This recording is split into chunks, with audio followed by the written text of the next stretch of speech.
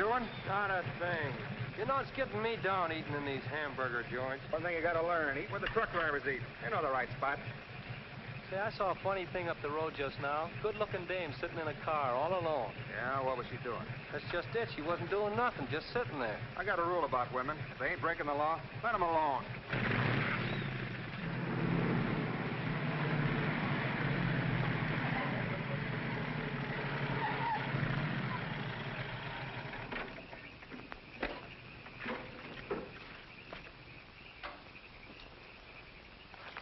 I didn't mean to disturb you, miss. Just wanted to be sure everything was okay. Excuse me, lady, but are you sure you're all right?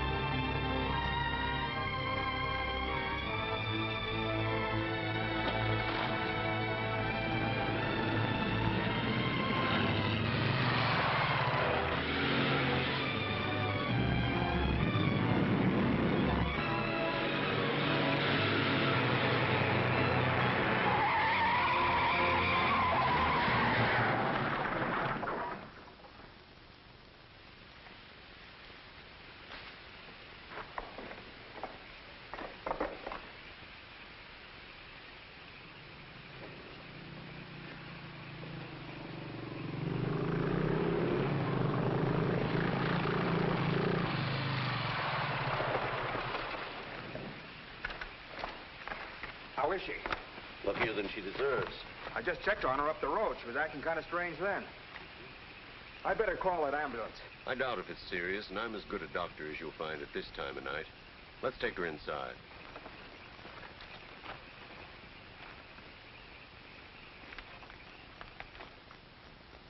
Well, no bones broken. Bruises, that's all. I think you better rest here for the night. I'm a little surprised. You're a beautiful young woman. You've been in an accident. You haven't asked for a mirror. Perhaps that fits with the way you were driving tonight. Perhaps you find the idea of living not very attractive. Is that any of your business, Doctor? As a matter of fact, it is my business. I happen to be a psychiatrist. I don't need a psychiatrist. You won't mind if I disagree with you. Here's a beautiful young woman, apparently well-to-do, apparently in good physical condition, who just doesn't care what happens to her. This is interesting. Not altogether unusual, but interesting. Of course, there are the obvious deductions. It's my life, Doctor, and I prefer to run it myself. And you don't want anyone to see inside it. Perhaps you don't even want to take a look yourself. Many women haven't the courage to face themselves, so they look for escape in one excitement after another. Half my patients are like that. But I'm not one of your patients.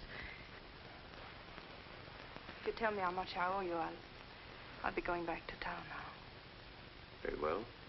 I'll drive you to the station.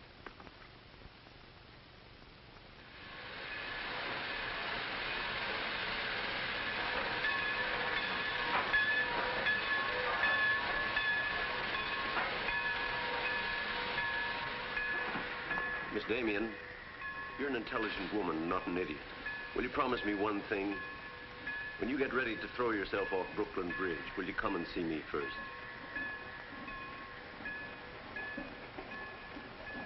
Goodbye, Doctor.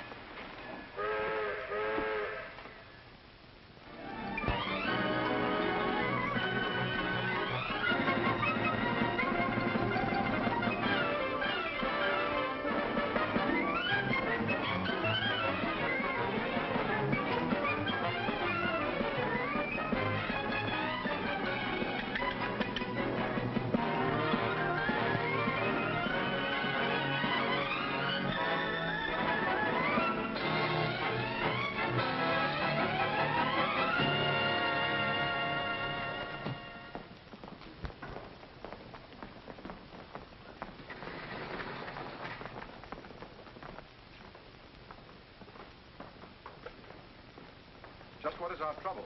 That's what I want to know. Our trouble is Miss Damien. Miss Damien again. She's as pretty as a picture and as stubborn as a mule. But this time, there's a lot more involved than just her hand.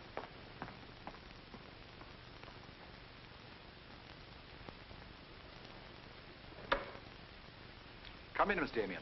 We were just ripping you up back a little bit. So I gathered. There's nothing personal. It's about Mr. Cortland. Cortland? Oh, yes. He runs a jewelry store. He owns Cortland and Company. London, Paris, Fifth Avenue. You may remember him as one of our biggest advertisers. Oh, what Shirley wants to say. I know what Shirley wants to say. I always know what Shirley wants to say.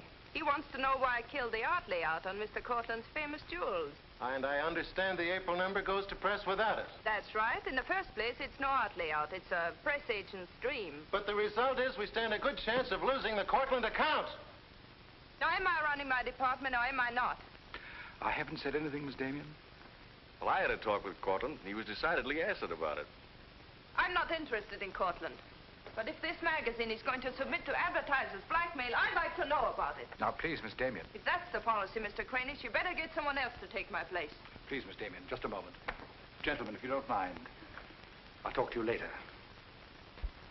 I thought I should bring this to your attention. You can't blame us for trying, Mr. No, of course not. No harm done, gentlemen. Madeline, you've got yourself all worked up. Come, sit down. I'll get you a drink. No, thanks. I don't want one. No? What is this private blackmail of yours? Threatening to quit in order to win an argument. Oh, I'd just as soon quit. I mean it. Now, tell me, what's happened? You're all wound up. What's bothering Oh, you? nothing's bothering me. You know I don't want you to quit. I won't go into my personal feelings, but you are the best art editor we've ever had. How's the insomnia? Oh, I found some new sleeping pills. Red ones this time. Red pills to put you to sleep. White pills to wake you up. Doesn't sound very sensible, my dear. What are you doing this evening? Dining with Freddie Fancher. Oh, Freddie again. Oh, I couldn't get out of it, Victor. We're using some of his drawings next month. But it'll be the last time, I promise. Madeline, you're a bundle of lies. A very lovely bundle. Beautifully tied together. I'm trying to be honest, but you won't believe me, will you? No, my dear. Because I don't really think you believe yourself.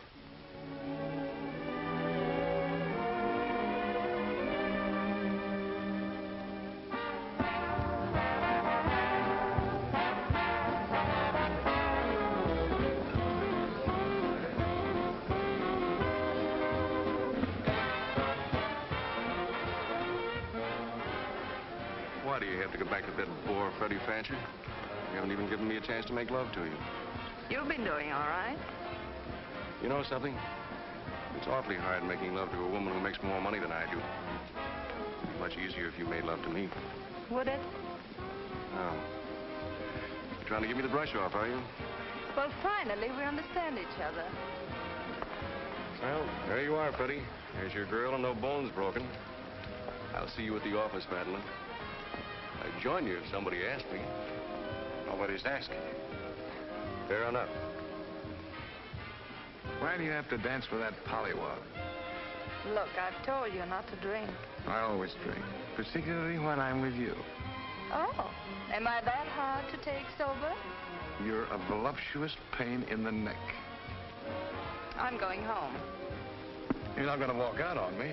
Come on, be yourself. I've told you I'm going to leave early. But you can't leave me just sitting here in the snow. I'm mad about you.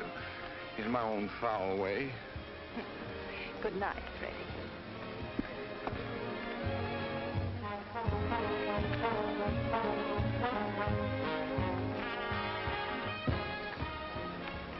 Any chance of getting a cab, Jim? I'll try, Miss Damien. Oh, Miss Damien, here's someone I know you're anxious to meet. Mr. Felix Cortland, one of our most prominent advertisers. How'd you do, Miss Damien? How do you do? Mr. Garrett is the soul of tact, don't you think? He's just been telling me all about you. Oh, I hope he wasn't that blunt. Oh, you needn't worry. I always form my own conclusions.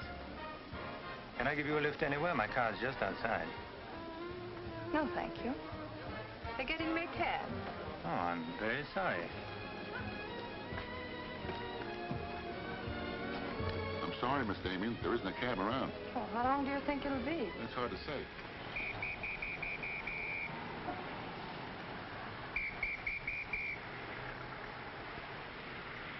Are you sure you don't want a lift? Well, there doesn't seem to be any alternative. Good night, Mr. Garrett. Good night, Mr. Cortland.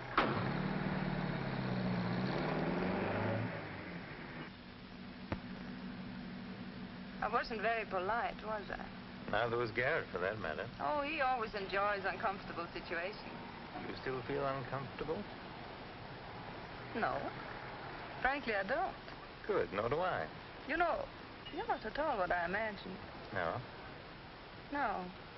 The big international jeweler. I happen to inherit a business that runs itself very nicely. As a matter of fact, you don't look like an art editor. More like a work of art. That layout on your jewels is still a wretched piece of copy. I can only admire your good taste. And I'm still not going to... I wouldn't try and persuade you for the world. Mr. Cortland, I think you're a very dangerous man. I only wish it were so. The truth is, I'm a very ordinary one.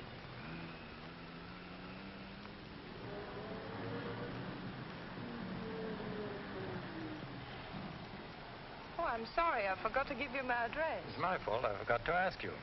Won't you come in for a minute? No, I don't think so. Oh, but you really must see those jewels you've been insulting. They're much handsomer than the photographs. I'll need you in about 15 minutes. But I said I wasn't coming in. Oh, yes, so you did.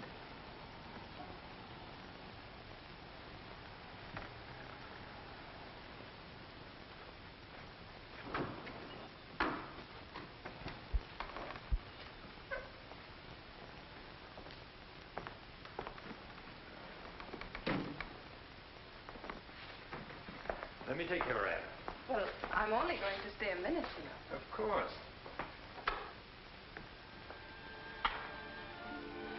What a wonderful room. I've had this place a long time. In fact, I'm pretty disgustingly rich. Don't you find that rather pleasant? Oh, it's not so hard to take once you get the hang of it. I think I know all the troubles that come with money. And all the pleasures. Well, have you got me all figured out? Only what I see here. Good books, fine pictures. Wonder if you ever look at them. Oh, but I do. I'm a lonely bachelor, and I spend hours here all by myself poring over old manuscripts. You don't expect me to believe that, do you?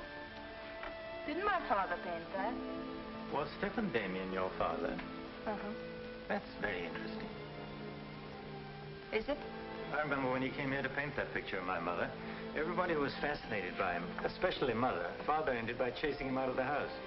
I'm afraid that's the way it usually ended. My father was very much in love with life. That's a Hungarian custom, isn't it? Mm-hmm. Not exclusively Hungarian.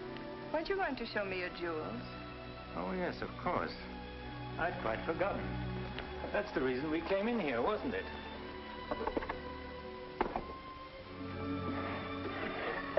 You ought to feel very flattered, Miss Damien. This safe is one of my darkest secrets. You really want to see those jewels? Not particularly. I can't tell a brilliant from a diamond. Not one person in 100 can. But then very few people are intelligent enough to admit it. Thank you. How about another drink? No, thanks.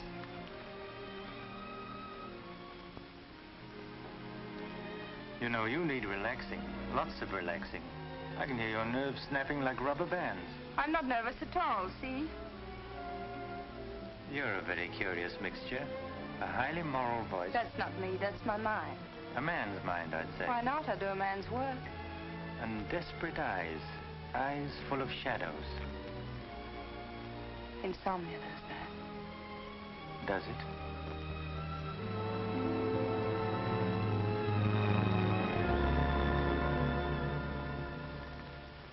Dean? Miss Damien, give you her secretary. Miss Damien's office? No, Mr. Cortland, she's not here yet. Shall I have her call you? Yes, Mr. Cortland. Where's Glamourpuss? She hasn't come in yet. Well, who sent these? Mr. Felix Cortland. Mr. Cortland. It's very interesting. She never misses, does she? Mm-hmm. Jealous. If I'd given it any thought, I could have predicted it. Gladys, I won my bet. She's got a new boyfriend. I guess those dames gotta have new excitement all the time. Yeah, here today, gone tomorrow. Personally, I don't see what she sees in it all. Is that any concern of yours? No, Miss Damien. I didn't hire you to gossip about my private life. No, Miss Damien. Go get your money. You're through.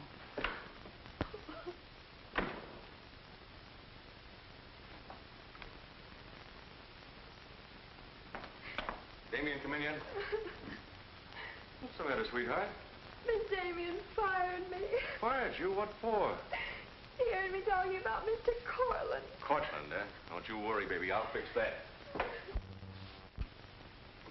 I understand you fired June. That's right. What's the idea? I don't like people to gossip about me. You don't, eh? No, I don't. Well, it's pretty late to be thinking about a thing like that, and it's a rotten trick to take it out on your secretary. Get out of here. You don't think your life is a secret, do you? Boys were betting 8 to 5 this morning that the Cortland layout would be in the next issue. You're disgusting. Madeline, why don't you get wise to yourself? Everybody else is. One romance after another. That's your whole life, and you adore it. Get out. You try to dress it up with pretty words, but you don't fool anybody. They know what you are, and you'll never change. Get out! You don't care because it's too much fun.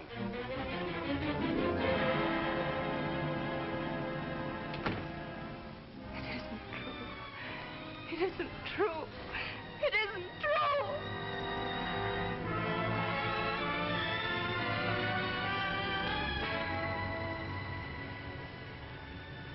I'm a little surprised. Here's a beautiful woman who just doesn't care what happens to her.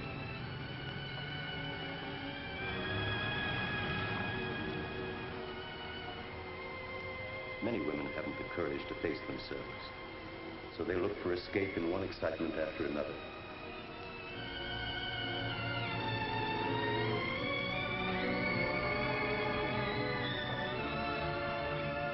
Perhaps you find the idea of living not very attractive. Lady, if you want to kill yourself, why don't you try the fridge?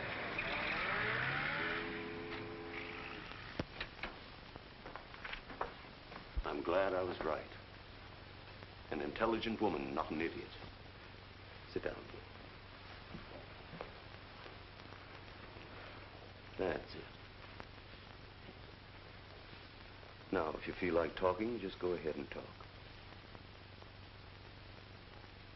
You're afraid, aren't you? Well, it's our job to find out why. To explore the shadows and throw light on what we find there. Then you'll be able to see yourself clearly and face yourself honestly. When you can do that, you won't be afraid anymore.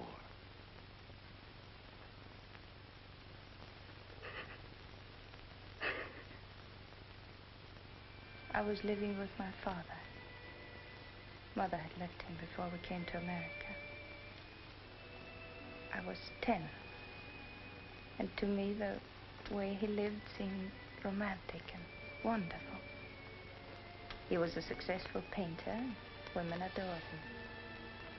He went his own way and did what he pleased. Just as you've been trying to do? I suppose so.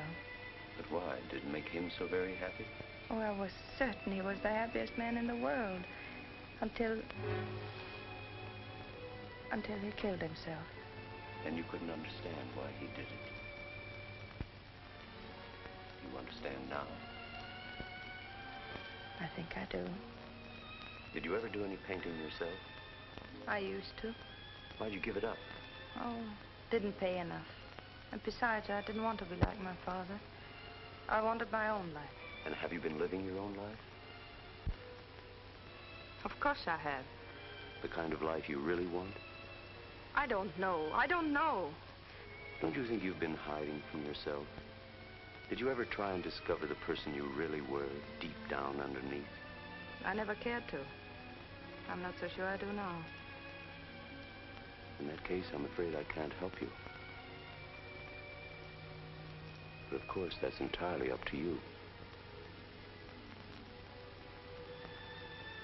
Shall we go on then?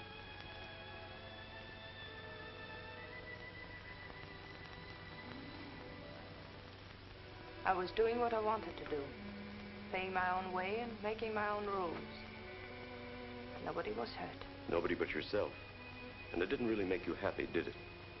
Wasn't that because down underneath you knew there was something missing? Something important? I suppose so. That would worry you, wouldn't it? And then you would drug yourself with the excitement of more excitement. Oh, I know the pattern, Miss Damien. You're suffering from a disease of the times. A neurotic malady as commonplace as chronic alcoholism. Suppose for a moment that you were an alcoholic. They're much the same, you know. Unsure of themselves underneath. and seeking reassurance from new excitement. Instead of getting at the cause, the drunkard solves his problem by taking another drink.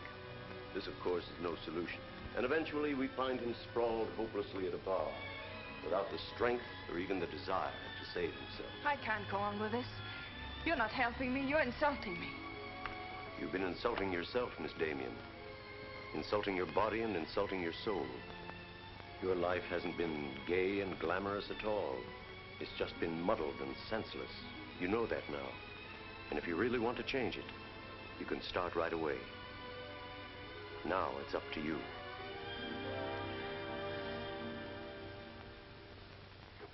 You can have my apartment, Ethel. The rent's paid till the end of the month. Darling, I feel like a vulture wheeling over your head. I'm not in, whoever it is. Miss Damien's office. No, she still hasn't come in, Mr. Cortland. Well, I don't know exactly. Later in the day, Did he hang up? Yes. Good. Let me call him back, darling. You may be sorry later. Everything in this pile returned without comment. This I would ask to see more of their work, and these you may be able to use. But you haven't given me your new address. I'm not giving it to anyone. Hello, Madeline. Beautiful, would you mind popping out for a minute? That's just 60 seconds. You better talk fast. Madeline, I'm on a jam. I've got to raise some money. I need about $5,000. What do you expect me to do about it? Well, I thought you might talk to Cortland. I'm sure he'd let you have it if you ask him nicely. You're really quite a rat, aren't you? Look, Madeline, I'm in debt up to here. I only make $100 a week, and you know I can't live on that. $5,000 doesn't mean a thing to Cortland. You better get out of here before I lose my temper. You're forcing me to say things that I don't want to say, but if you're going to act cold and virtuous about it, you'll hear them. Suppose I tell Cranish. Tell him what? About Cortland. You know, you've got a very nice job here, but you won't have it very long if I tell Cranish. I don't want to tell him, but... What's so funny? As a blackmailer, you are pitiful. Go on, tell him. Tell him what a rat I am, and you are, and he is. Go on, use my phone if you want, and my desk, and my office. I'm through with all of them.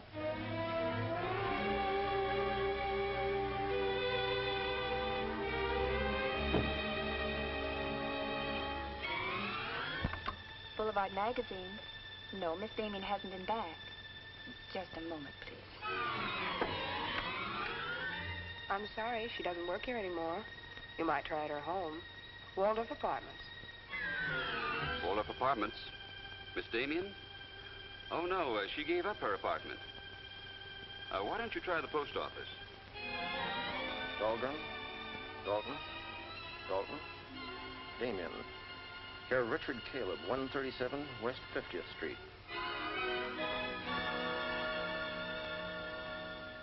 Well, I've nothing to do except that Miss Damien has taken my advice as a doctor. She'd been living in an area of infection, and she's removed herself from it. I take it you consider me part of the general contamination. Well, you've come here for information, not diagnosis. I usually charge a fee for insulting people. I'm willing to pay for data of any kind. Yes, I gathered that. But I have nothing for sale. I suppose you're being very ethical, but I'd like to talk to Madeline. In your presence, if you wish. Miss Damien is living under a different name in a different world. She told me to tell you, if you inquired, that she was busy growing a new soul. Now, would you please keep off the grass? Goodbye, Mr. Cortland. Bye, Doctor. Doesn't it ever worry you, playing the almighty in this fashion? Not particularly. I'm used to it.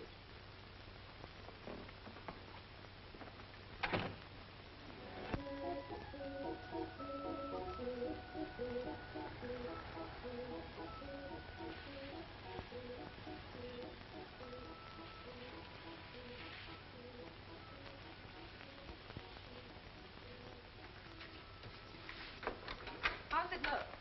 It's better than torn wallpaper. So you think I've talent, then? Well, you'll do better after you get the hang of it. I only hope the new tenant will like it. Well, he seems awful particular. He's a floor walker at Macy's. Oh, well, you can always give it back to me. He'll never sell it, you know. Take my advice and try something more cheerful. You know, like flowers and butterflies. I'll do that. Thank you, Mrs. Geiger.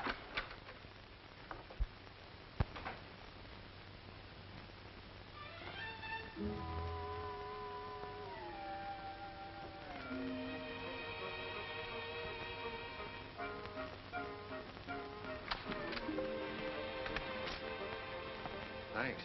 You saved my life. Is this yours? Yes. Mrs. Geiger would scalp me if she knew I kept mice in my room. Well, why do you keep mice in your room? Pathologist, part of my homework. I really shouldn't bring these fellas out of the lab, but, well, I got kind of attached to this one. Now, thanks again.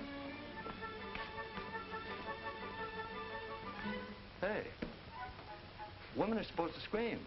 Aren't you afraid of mice? Well, no, but next time I'll scream.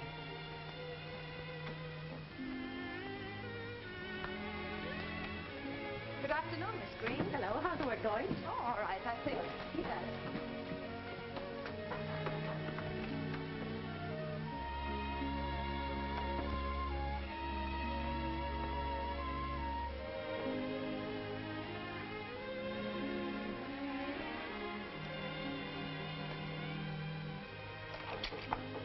Come in. Hello. Hello. Say, you're an artist, aren't you? Well, I don't know. Oh, Mrs. Geiger said yesterday that you were. She's an authority if I ever saw one. I was wondering, could you do a job for me? Want your portrait painted? Me? Oh, no. No, nothing like that. I'm doing some research, and it has to be illustrated. Oh, what do you want me to draw?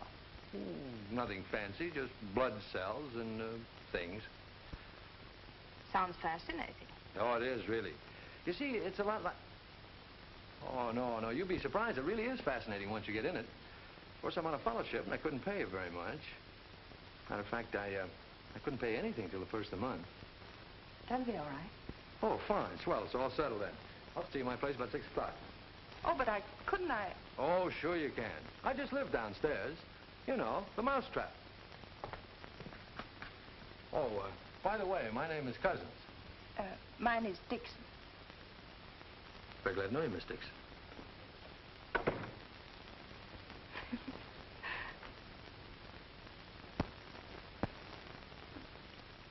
Just what am I drawing? Am I allowed to find out? Sure. Effect of anti-reticular serum on cell tissue. That's all I wanted to know. Oh, say, that's quite good. I'll take it to the lab with me in the morning. Just about ready for the next one. Do you realize it's 12 o'clock? Oh? I haven't had my dinner yet. And you haven't either. Oh, gosh, I'm sorry, but well, I got so wound up on this. So did I, but now I'm hungry. Well, tell you what let's do. We'll go out and eat. That's a brilliant idea. I'll get your coat. Do you do this all the time? Only since I got out of the Army. I was lucky to get this job of research. Now I've got to get it finished. Then what? Oh, then I go back to Oregon and become the usual respectable small-town doctor. No mice? No. No mice. Head colds and belly aches. $5 a visit. Maybe you'll like it. You'll get some rest. Oh, I'll get plenty of rest, all right, but I don't think I'll like it. You folks going out this time of night? That's right. We're meeting a few friends at the Busy Bee cafeteria. We don't want to miss the floor show. We'll have to hurry. See that he eats. He hasn't got any more sense than a goose. I'll feed him with a spoon. I got onto it first up in a little town in Germany while I was still in the Army. I met a couple of Russian medical officers who were working on anti-reticular, and, well, they were pretty steamed up about it. Pie, sir? No, thanks. We got together the first night over a bottle of vodka. I remember the town was still burning. Well, maybe it was the vodka, but anyhow, we got to talking about anti-reticular, and, well, I guess I got pretty excited. You mean you speak Russian? Over a bottle of vodka, anybody speaks Russian. Care for some coffee? No, thanks. I've milk. Oh, one, please. At any rate, I promised myself that night that just as soon as the war was over, I was going to do a job of this. You haven't stopped to eat ever since. That's an error I'm just about to rectify. $1 even. There you are. Thank you. Thank you. You, sure you've got everything you want? Oh, yes, thanks. You know, I don't think you're much of a doctor. Do you call this a sensible diet? Pancakes and pickles? Well, scientifically, there's two kinds of diets. The kind that doctors prescribe and the stuff they eat themselves. Oh, but you're always in such a rush. You can't make scientific discoveries that way. Sure you can. Take Banning. He saw some flies nibbling at a piece of pancreas. Figured out that there must be sugar in it, and in 1 minute he had the idea for insulin. You know, you're a very lovely girl. You're not being very scientific, Doctor. Oh, but I am. It's the very heart of science. It's the truth. Let's talk about insulin. Insulin.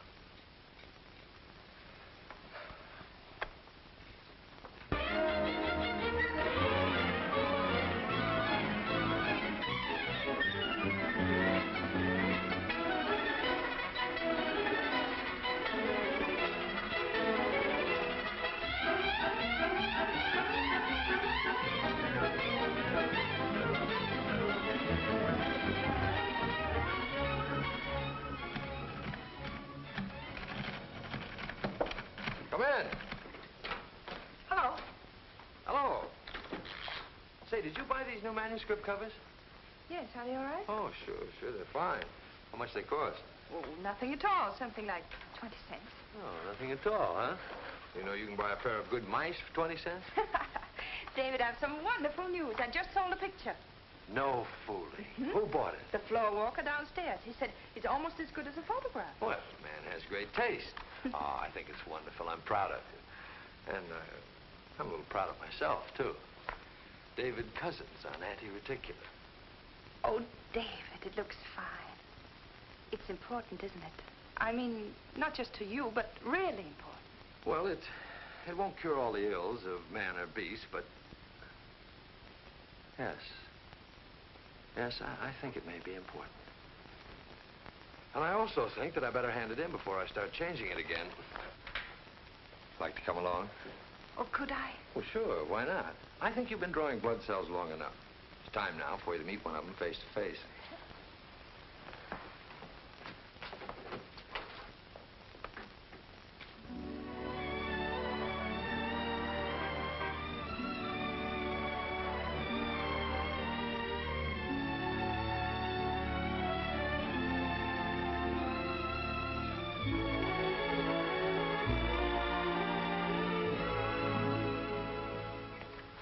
I hope your text is as good as your illustrations.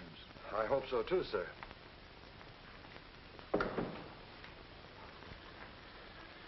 Well, that's that. You didn't tell him they were your drawings, did you? I didn't tell him they weren't. Come on, I'll show you my lab. Coffee. I wouldn't try and drink it if I were you. Assistant pathologist.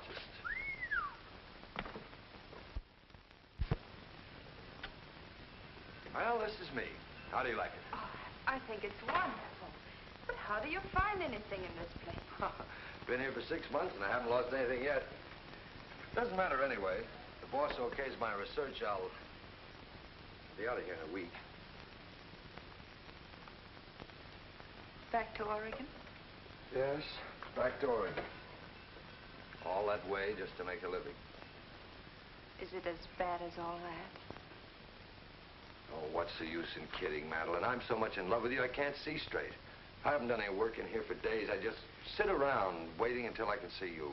I know. Because that's just what I do. Wait to see you. Darling. Oh, darling, I never felt like this about anyone before. Tell me, when did you first know? Oh, when I first saw you, I think. Yeah, me too. I'll never forget you standing in that hall with a mouse in your hand. Only I didn't know then what was happening. I thought I had the flu. Will you marry me? Oh, David. Well, will you? We don't know each other. I mean, you don't know me. Oh, but I do. Of course I know you. Now, what do you want to know about me? David Cousins, M.D., University of Oregon, Captain Medical Corps Reserve, young, healthy, and very much in love. Will you marry me? Oh, please don't ask me now. Well, I've got to ask you now. I want to marry you now. Please give me time, David. I'm all mixed up. I'd like to go home now. All right.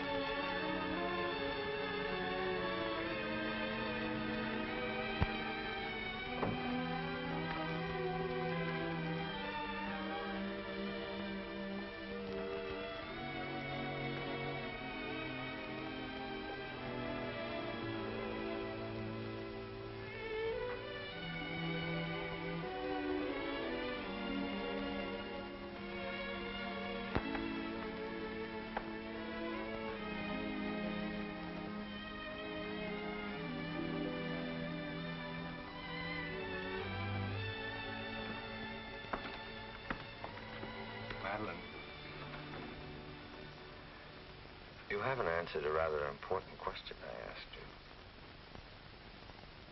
I can't say no, because I wouldn't mean it. Darling.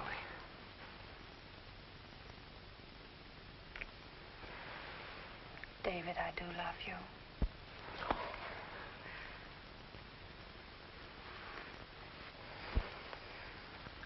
Good night, darling.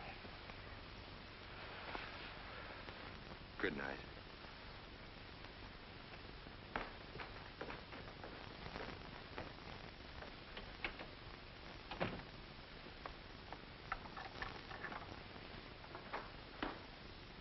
Hadn't you better close the door?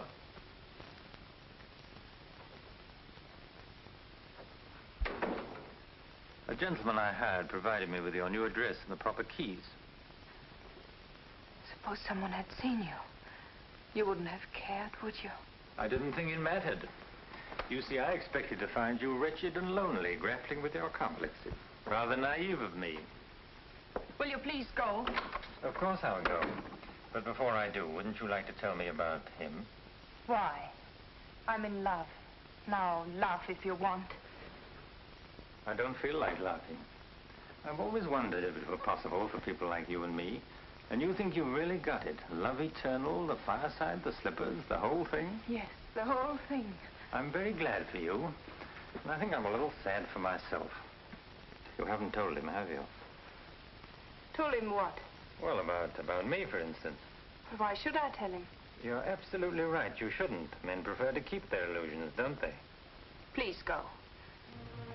If you ever need me, you'll let me know, won't you? And don't call the past too many names.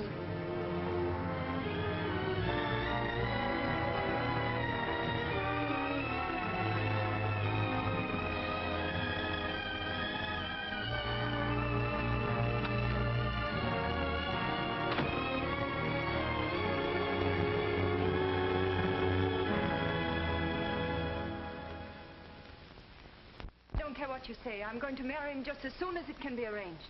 You want to run away from your problem? I'm not running away. How you know? You're looking for security from someone else instead of building it within yourself. But I love him. I can't talk to you if you don't believe me. Falling in love doesn't cure everything overnight. What do you mean? Let's be honest. There's a side of you that hasn't fully changed. Isn't that true? That is true, isn't it?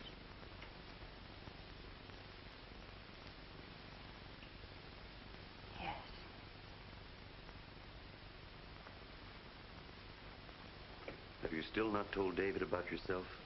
I couldn't tell him. You let him fall in love with an illusion, with someone who doesn't exist. I could never tell him. He might stop loving me. Isn't that a risk you'll have to take? You're being very careless about it. You can't build a lifetime relationship on a lie. If you're really in love, you'll tell him. With the others, it was different. But if you love him... Will you please stop saying if? How many times must I tell you I love him? But real love is a sharing. If you're strong enough to face this yourself, you're strong enough to face it with David. Oh, I can't do it. I can't risk the only happiness I've ever had. That's up to you, Miss Damien.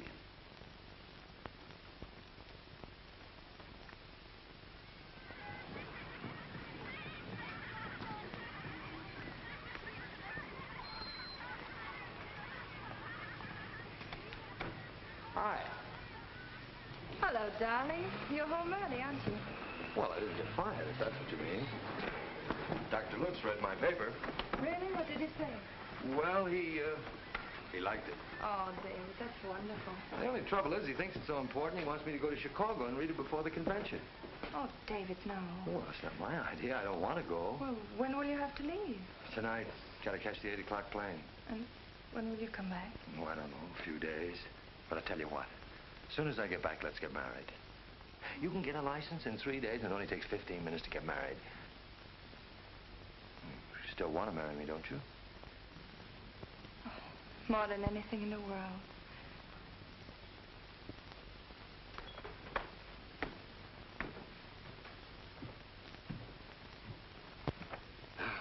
You know, I'm going to feel kind of silly at that convention.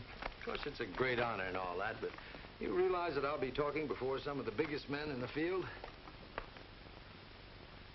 What's the matter, darling? Nothing. I was just thinking how I'd feel if you didn't love me. Oh, don't be silly. Not a chance. David, could you ever stop loving me? Well, that's really a gruesome thought. Of course not. Even if there was a reason? The world is bothering you. Nothing. I just wanted to be sure. Sure about what? That you loved me and not an illusion you built up about me. Scientists can't believe in illusions. I believe in you. You're the best thing that's ever happened to me. 4 shirts. I wonder if that'll be enough. Come to think of it, it'll have to be. That's all I've got. Socks? Well, that just about does it. Madeline, was there something special on your mind? Something that you wanted to tell me? Just that I love you, that's all.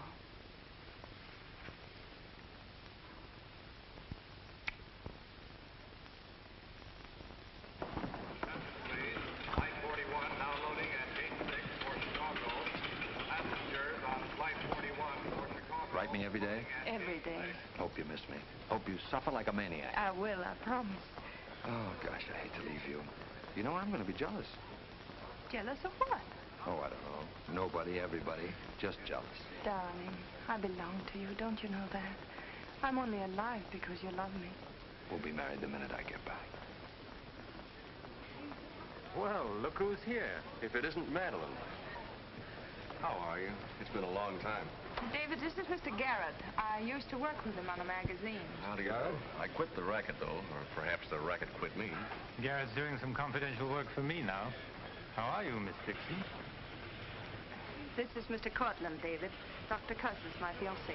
You're a very lucky man, Doctor. I think so. Well, goodbye, Miss Dixon. My congratulations to you both. Oh, thank you. Good night. Good night. I don't believe a minute of it, do you? Garrett, you're a very cynical man. You don't believe in true love. You don't think Madeline does either, do you? I don't know, but I've always been fascinated by miracles.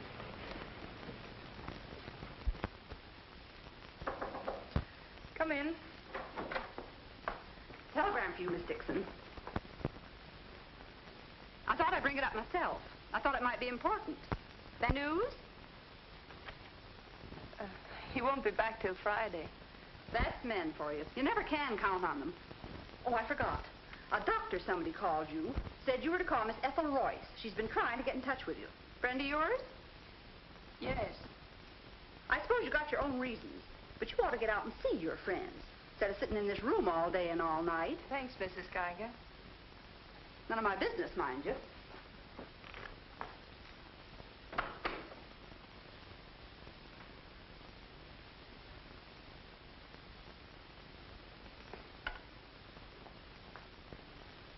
Ethel, this is Madeline. Madeline. Darling, but this is really a voice from the dead. I pestered that doctor of yours for hours. I just have to talk to you. Well, what about? Well, you remember that art supplement, the one you started? Well, I do need your help, dear. I'm in an awful mess. Sorry, dear. I'll never come into that office again as long as I live. Oh, but I wouldn't ask you to do that. Just meet me somewhere. It'll only take an hour, I promise. Well, if it's just the two of us. All right. I'll be there at 5. Oh, so relieved. We were really desperate. Wonderful. I'm just dying to see you. Bye, dear. She'll do it. Good. Wonderful thing, professional pride. It never dies. How'd you sound? Awful. What do you expect? Too bad. Victor, I don't want you to be there. Wouldn't think of spoiling your reunion, my dear. I don't trust Madeline, doctor or no doctor. Nor you either, my sweet.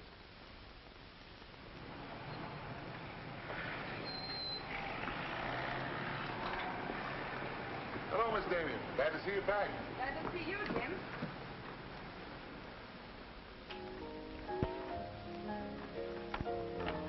Hello, Luigi. Is Miss Royce here? She just came in, Miss Damien. We missed you, Miss Damien. Have you been away? No, but it's nice to be back just the same. Hello, Ethel. Darling, you look wonderful. A little pale, but so interesting. You know, I can't stay very long. Oh, I understand, dear. We'll get right to work. The usual, Miss Damien? Well, I don't know, Carl. You'd better. Wait till you see the mess I'm in with the supplement. All right, Carl. Darling, I'm just dying to hear what you've been up to. You must tell me everything. but there's nothing to tell. Come on, let's go to work.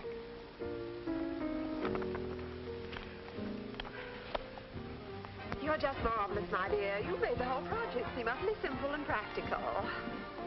Not for me, please. Darling, you used to be able to drink 10 in a row. I'm out of training. No one would know it, my dear. You seem just like the old Madeleine again. It's the surroundings. What do you say we have dinner and go to a show? No, really, I've got to stagger home. Madeline, my dear, this is a surprise. Victor, hello. What good fortune running into you like this? Do you mind? Don't let him fool you, Madeline. He heard me making the date with you. It's true, but I'll deny it. Frankly, I wanted to have a look at you. You look very dashing for a hermit. Thank you. We've all missed you desperately, haven't we, Ethel? As though our little hearts would break. What about a drink with your old boss? Please. 3, whatever it is. I've got all the data we need on the supplement. Good. What about the data on Madeline? No data. Now, if you'll excuse me, I You really can't go now. Look who you'll run into. He's seen you. Mr. Garrett no longer graces our staff. What happened? He got to be utterly gritty. Say nothing of a slight discrepancy in his accounts. Mr. Garrett believes that the world owes him a gay life, no matter who pays for it. Well, hello, stranger. How are you? Wonderful. Nobody here seems particularly glad to see me. Should we be? Oh, well, it's been nice knowing you. There goes one reason for my ivory tower. What? Darling, I'm constantly running into men who adore you. Slews of them. Hated them all. I know what you're thinking. I had an odd way of expressing my distaste. Not odd, darling. Shall we say just, moody? Well, here's to memory.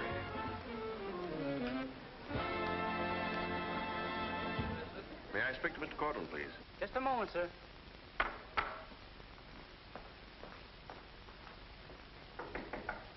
Just a minute.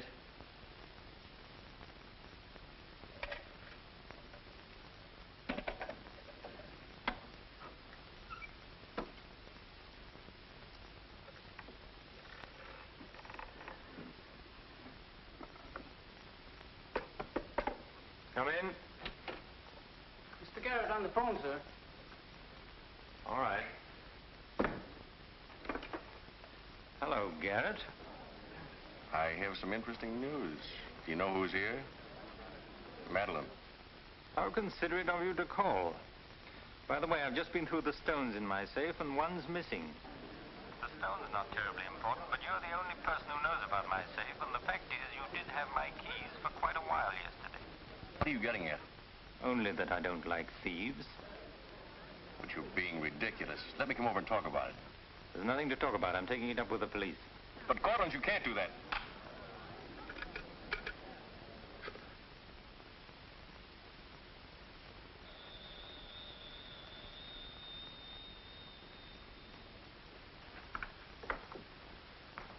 Mr. Garrett again, sir. Tell him I've gone out. I'm sorry, Mr. Cortland has just left.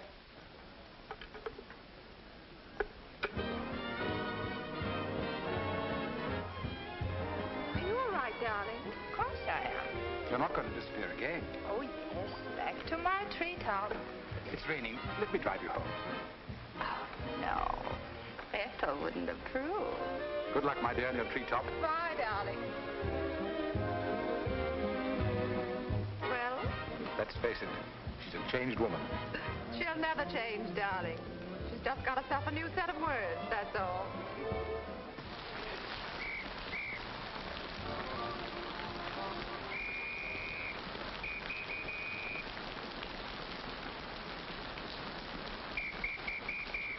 Madeline. Hop in. No, thanks. I'm waiting for a cab. Don't be silly. There are no cabs. You'll get drenched. Please. I'll drop you off.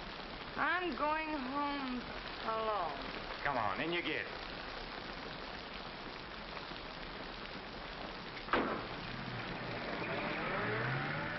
I hope you didn't get too wet. Your concern is touching.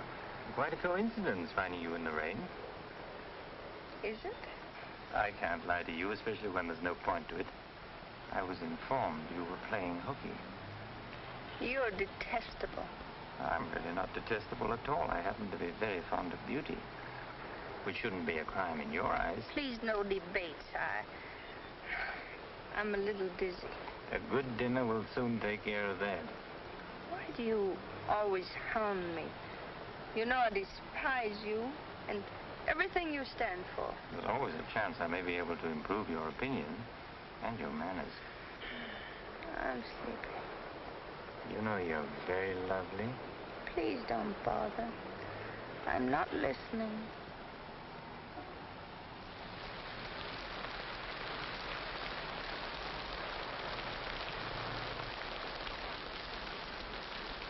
Where are we?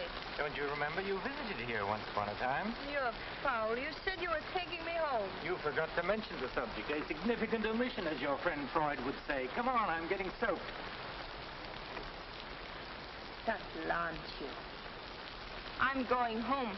Right after dinner. Think how wonderful you'll feel when you slap my face.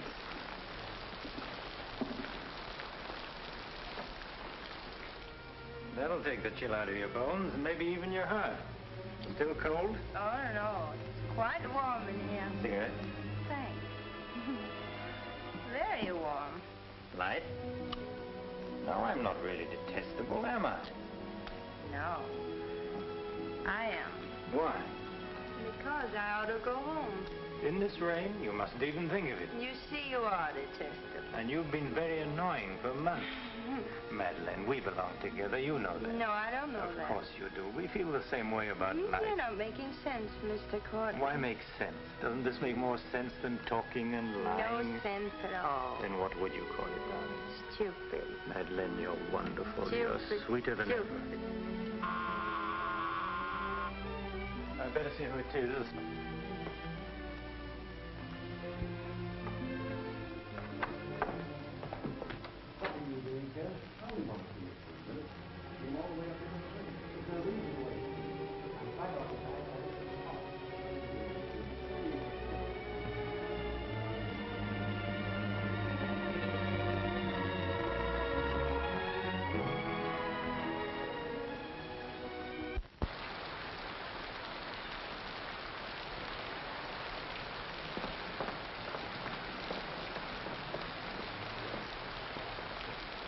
But I tell you, I'm going to raise the money. I'll pay you, honestly. I don't like dealing with thieves. That's a job for the police. You swear out a warrant, you'll never get a dime. Look, I didn't sell it. I just had to have some money temporarily. Here's the pawn ticket. I'm not interested in pawn tickets. Good night, But, Carter, you've got to give me a chance. I said good night.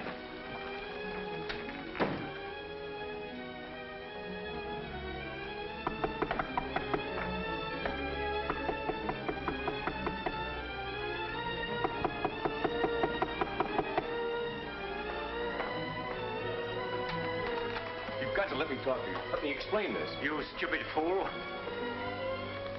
I'll have the stone back. I'll get it to you. I promise I will. All I need is a little more time, just a couple of weeks. What are you doing? Phoning the police. You can't do that. I'm not going to let you ruin me.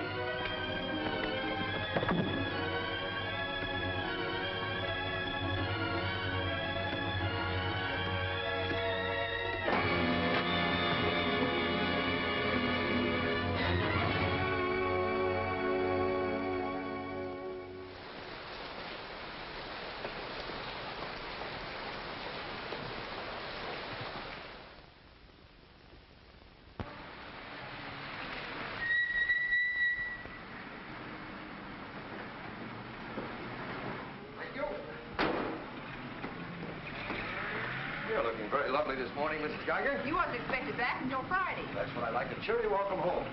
Miss Dixon upstairs? I haven't seen her this morning.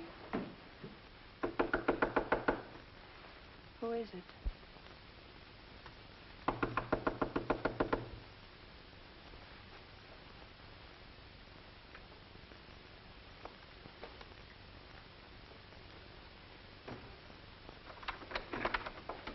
Hi. Darling. Oh, I couldn't wait till Friday. I just said my little piece and ran out on them. Oh, I needed you so badly. I feel lost without you. Don't ever leave me again. That you can depend on. Say, I've got big news. I'm a success. Oh, tell me all about it. What in the world's the matter with you? You don't look very good. Come on, I think you better get back in bed. Now then, first, I don't have to go back to Bellyaches in Oregon. You're not marrying a small-town country doctor, young lady. You're marrying a promising young research scientist. At least that's what Dr. Broder says, and he ought to know. He's got a long white beard. Oh, darling, I'm so proud of you. I think I'll take your temperature. Gee, I wish you could have been there.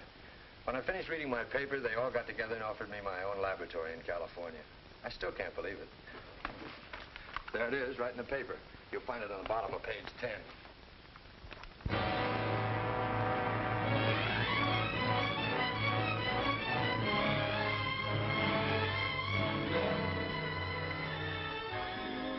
He makes you feel that you're really important. You know what he said to... Madeline. Madeline, what's the matter? David. Oh, darling, you're cold as ice. You've got a chill. You stay right here. I'll be back in a minute. Oh, don't go. Don't leave me. I'll only be a second. I want to get a hot water bottle and some more blankets.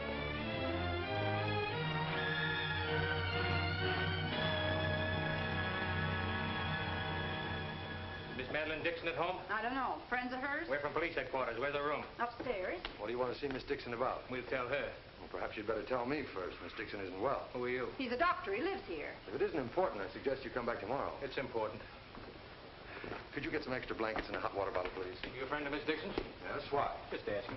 Well, what is it, an accident or something? I wouldn't call it an accident. I wish you'd cut out this mystery and tell me what it's all about. Okay, Doc, take it easy.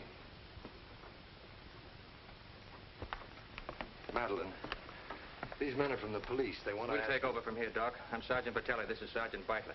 You're a friend of Felix Cortland's, weren't you? Matter of fact, you were with him last night. No, I wasn't. Did you see Mr. Cortland any time yesterday? No, I didn't. Now, look, Miss Damien, we wouldn't be here asking questions unless we already knew most of the answers. Oh, wait a minute. Her name's not Damien. I think you've got the wrong party. I think maybe you've got the wrong party, Doc. Her name happens to be Damien. This happens to be a case of murder. Take a look at that newspaper.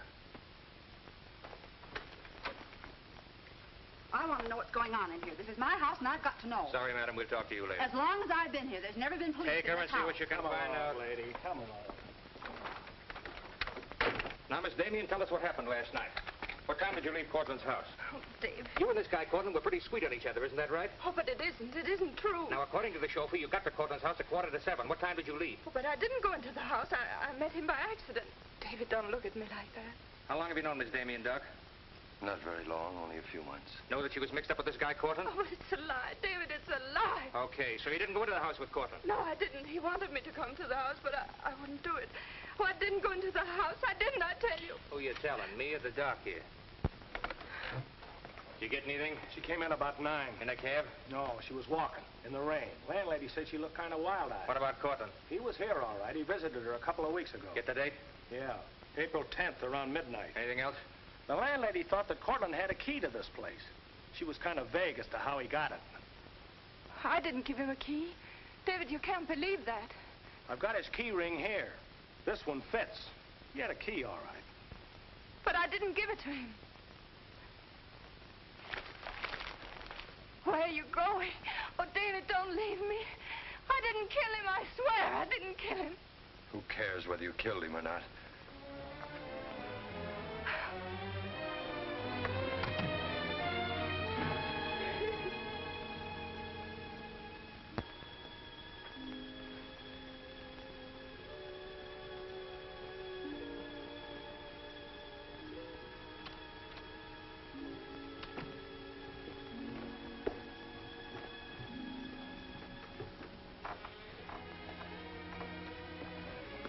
Could I see him for just a minute? Well, it isn't regulations.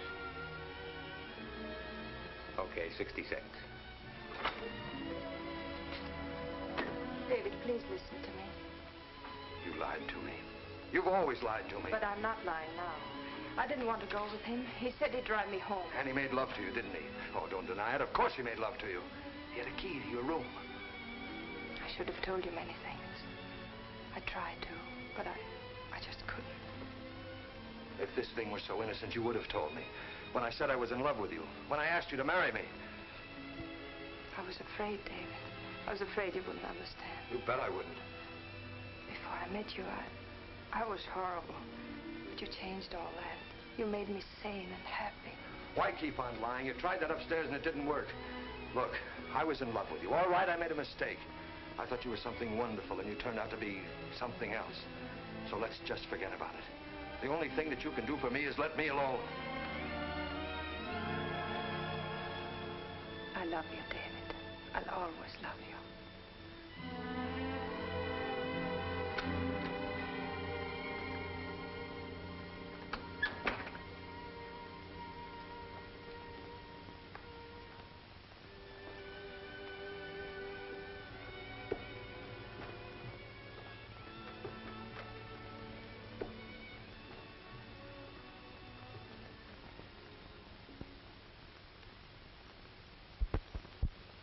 And so, ladies and gentlemen of the jury, the prosecution will prove beyond a shadow of a doubt that Madeline Damien is guilty of the premeditated murder of Felix Cortland.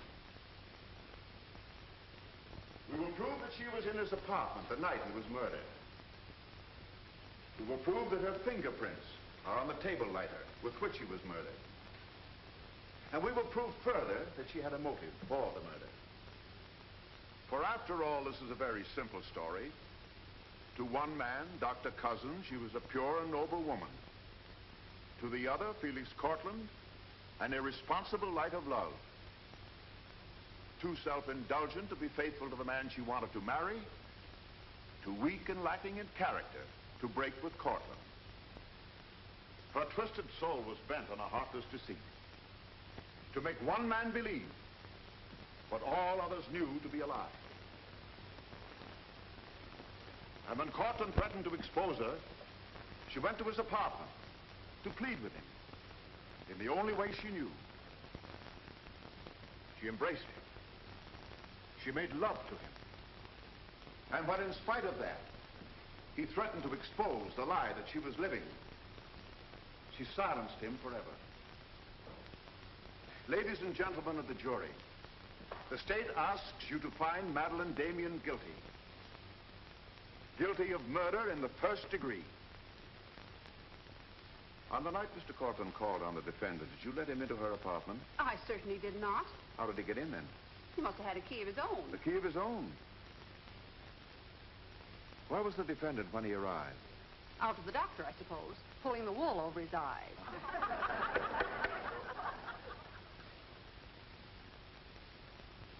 Thank you, Mrs. Geiger. Your witness, Mr. Mitchell. You've got to let me cross-examine her. No questions. Miss Damien, I can't defend you properly if you won't let me. We've got to put up a fight. Fight? What for? And now, Mr. Garrett, just what was the nature of the work you did for Mr. Cortland? Well, most of it was personal. Confidential secretary, I suppose you'd call it. And in that capacity, you were in a position to learn a great deal about his private life? Yes, of course. Did Mr. Cortland know that Miss Damien was lying to Dr. Cousins and concealing her true character from him? I'd rather not answer that question, Mr. O'Brien. You see, both Miss Damien and Mr. Cortland were friends of mine. Yes, I understand. Well, let's get back to the meeting at the airport. What was the attitude of the defendant when Cortland saw Dr. Cousins? She was embarrassed, naturally. Yeah. She was embarrassed, naturally. Thank you. Your witness, Mr. Mitchell. I've got to cross-examine. If I don't, we haven't a chance. Don't ask him anything. No questions. Were you a close friend of the defendant? Yes, I was. Did she confide in you on matters of a personal nature? Yes, she did. If you were asked in this court, do you think you could recall any of those intimacies? I could recall some of them in no detail. Your Honor, I object. Objection sustained. Well, let me ask you this, Miss Royce. Would you say in general that men found Miss Damien attractive?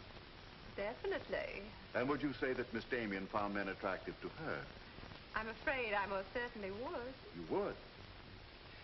What were the relations between Miss Damien and her former employer, Mr. Cranish? They were friendly. In your opinion, was there anything more than friendly? I object, Your Honor. The question calls for the conclusion of the witness and is prejudicial. Objection sustained. Dr. Cousins, I'm Dr. Caleb. Miss Damien's a patient of mine. I don't happen to think she's guilty of murder, do you? No, I don't. She may be guilty of other things, but in there she's being tried for murder. And she won't even defend herself. She's got a pretty good lawyer, hasn't she? She needs your help, Doctor. In her own mind, she's not on trial for murder. She's on trial for those other things. And it's not the judge who's trying that case, it's you. I don't want to be rude, Doctor, but I don't think you know what you're talking about. I'm sorry to disagree. You see, I've been treating Miss Damien for some time. I happen to be her psychiatrist. Dr. Caleb. I'm sorry to have bothered you, Doctor.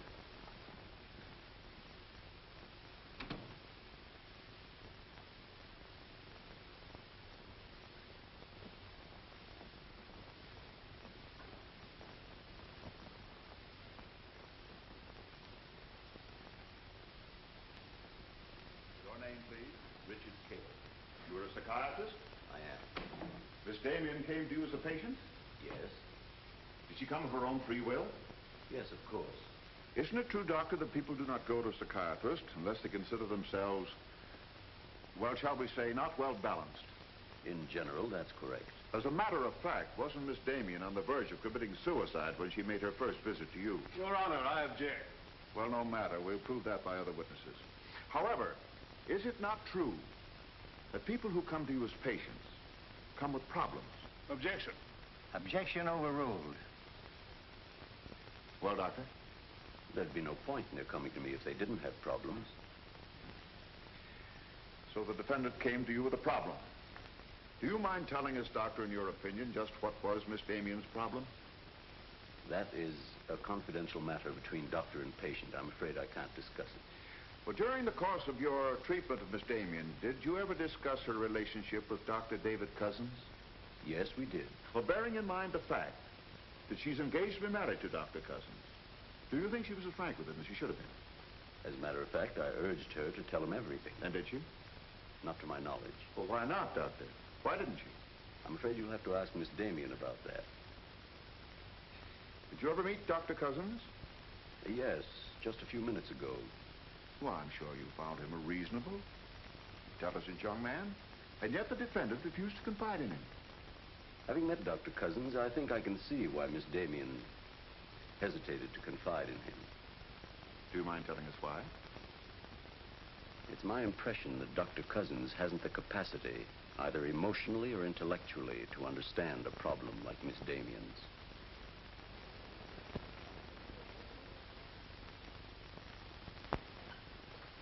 How's the trial going, Doctor?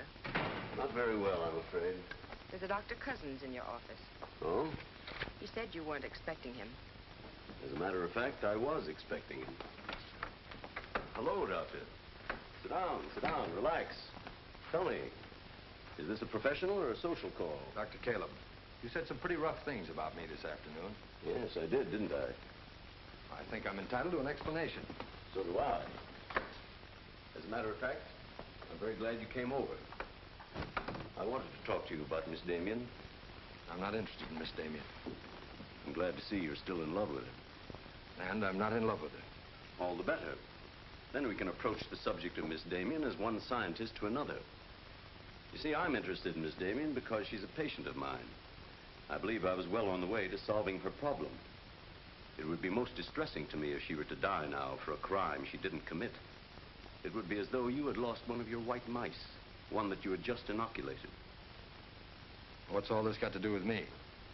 Only this, that when you testify tomorrow, you'll be asked to tell the truth. The whole truth. The whole truth about a human soul is a complicated proposition. Now, I'm not going to tell you anything about Miss Damien that you haven't already heard. But isn't it possible that you've picked up a few stray facts and added them up to a conclusion that's entirely wrong?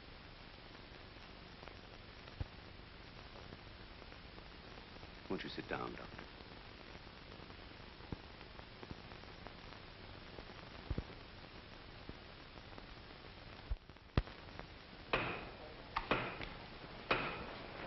Hear ye, hear ye, hear ye. The court is now in session. Call your next witness, Mr. O'Brien. Dr. Cousins, please. This'll be their last witness. You've got to let me put you on the stand. I tell you quite frankly, Miss Damien, if you won't testify, you haven't got a chance. Raise your right hand. You solemnly swear to tell the truth and the whole truth, nothing but the truth, so help you God? I do. Please be seated. Your name, please. David Cousins. Under what name did you know the defendant? Madeline Dixon. Did she ever tell you her true name? No, sir. Did she ever lie to you about her identity? Yes, sir. How long did she continue to lie to you? Till the morning the police came. Did she ever tell you about her relations with Cortland? No, she didn't. You proposed marriage to the defendant and she accepted you? Yes, sir. And still she didn't tell you about Cortland? No, sir. When did you first know the true relationship between them? Same morning, the morning the police came. Oh, I see. Then from the moment you met her until the day she was taken into custody, you didn't know the truth about her character. I object, Your Honor. Mr. O'Brien, haven't you covered your point? Well, Your Honor, I'm merely trying to clarify for the jury the true nature of the defendant's motive. Proceed. Thank you. One more question, Dr. Cousins. If you had known the truth, would it have affected your love for the defendant? Your Honor, I must protest. Let him answer. Objection withdrawn. And now, Dr. Cousins, if you had known the truth, would it have affected your love for the defendant?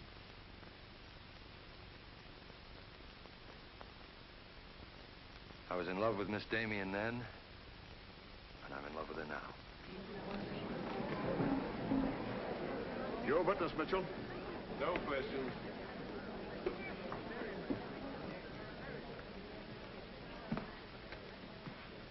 Did you really mean it? Yes, I really meant it.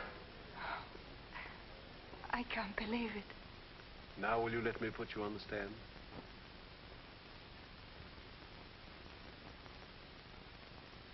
You admit you went to Cortland's apartment that night? Yes. He made love to you? Yes.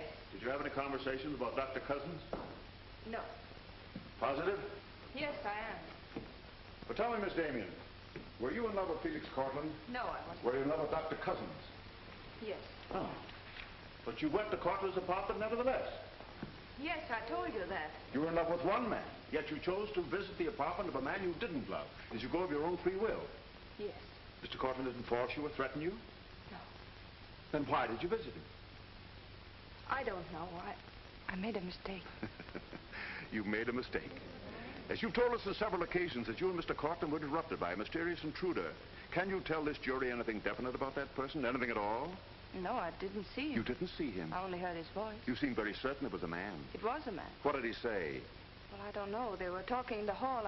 I couldn't tell what they were saying. Yes, you heard a voice. You're willing to swear it was a man, and you couldn't hear what he said. Now, what sort of a person do you think would be calling at that time of night? A bill collector? A man selling magazines? Or perhaps even a burglar? Why not a burglar? Mr. Cortland was a very wealthy man. He must have been a very timid burglar because nothing was stolen. Of course, you realize that Mr. Cortland kept his jewels in a vault at the store? Not all of them. He kept some at home in his safe. Safe? What safe? The one in his living room? You didn't by any chance see that safe, did you, Miss Damien? Yes, I did.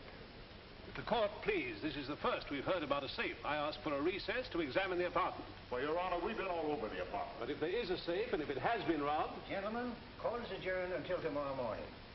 I suggest the district attorney, the attorney for the defendant, examine the apartment together.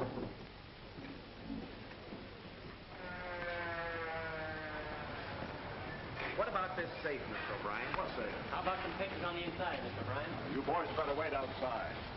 I may have a statement for you when I come out. Mr. O'Brien. Huh?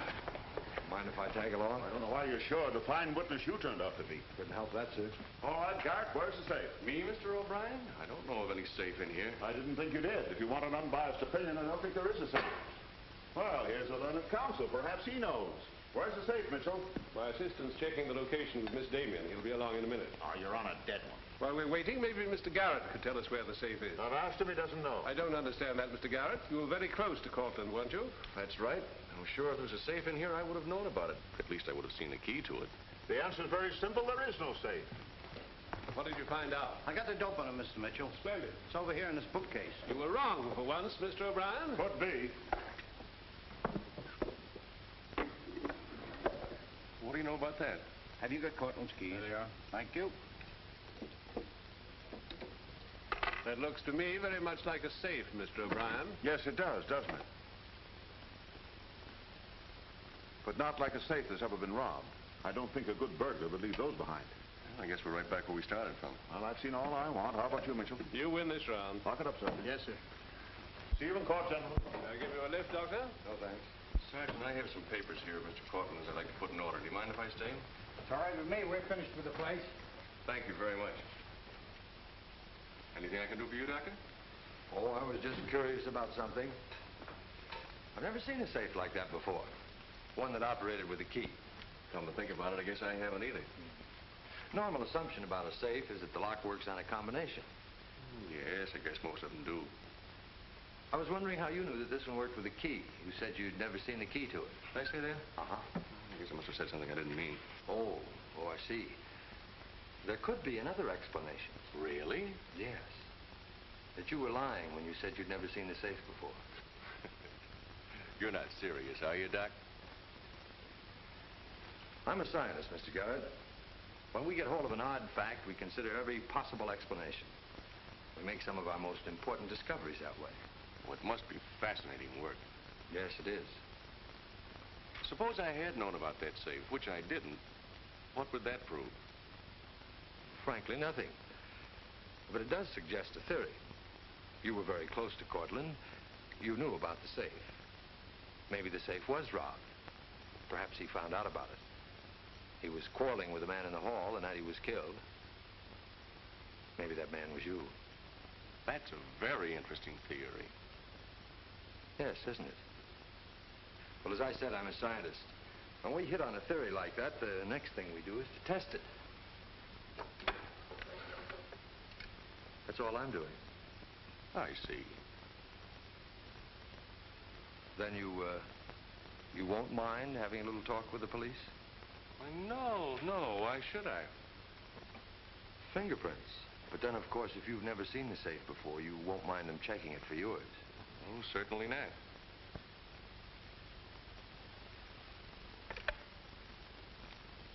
The number is Spring 73100.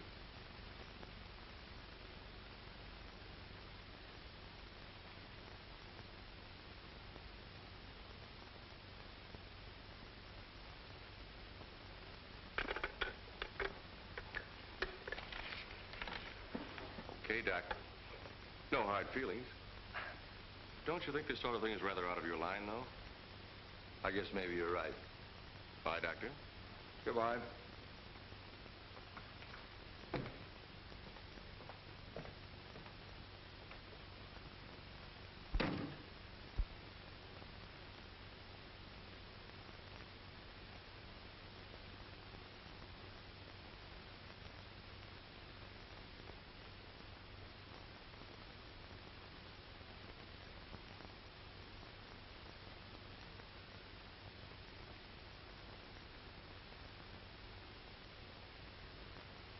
Spring 73100, wasn't it, Mr. Garrett?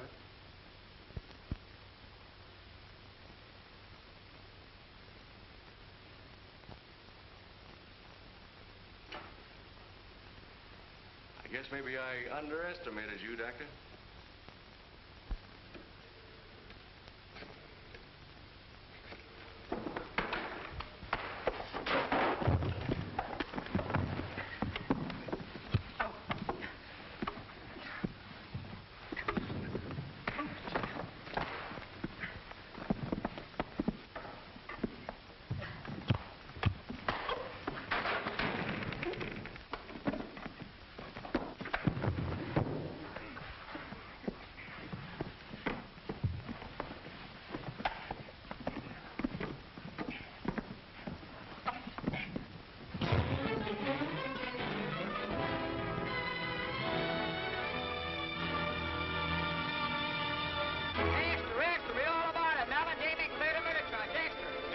From the Associated Press newsroom. Bulletin. Madeline Damien has been exonerated of the murder of Felix Cortland. Full confession by an ex-employee, Jack Garrett, is in the hands of the district attorney. It was a trial marked by many surprises. Notably, the beautiful defendant's startling disclosure of the jewel vault hidden in the apartment of the late diamond importer. The beautiful Madeline Damien goes free, and Broadway is tipping its hat today to the young doctor who engaged the murderer in a battle royal. Miss Geiger, I've been looking for Miss Damien. Have you seen her? She's gone. She asked me to give you this. Gone? Well, where did she go? I couldn't get a word out of her, but I know she left the airport more than an hour ago.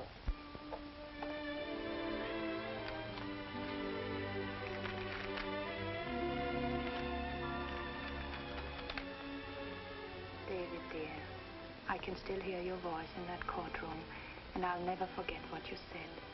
You did much more than save my life. You made my life worth saving. I can't bear to tell you how much I love you and want to marry you. But right now, that wouldn't be fair. I'm going away for a while. I want to be terribly sure, after all this, that I can really be the kind of person you once thought I was. Maybe after a while that will be possible. And then, when we're both sure, David, please ask me again. Goodbye, my darling.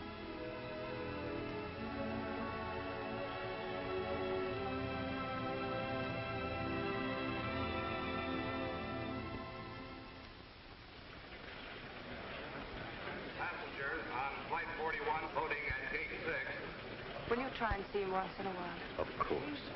You see, I want to be sure of myself. I'm sure of you. Are you really? After what you've been through, I'm very sure. All aboard, please. Goodbye. I still think you're making a mistake.